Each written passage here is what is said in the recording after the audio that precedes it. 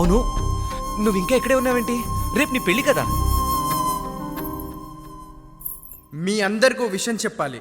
ఈ సినిమా మనందరి లైఫ్లో, ఎస్పెషల్లీ మా లైఫ్లో చాలా మెమరబుల్ డే.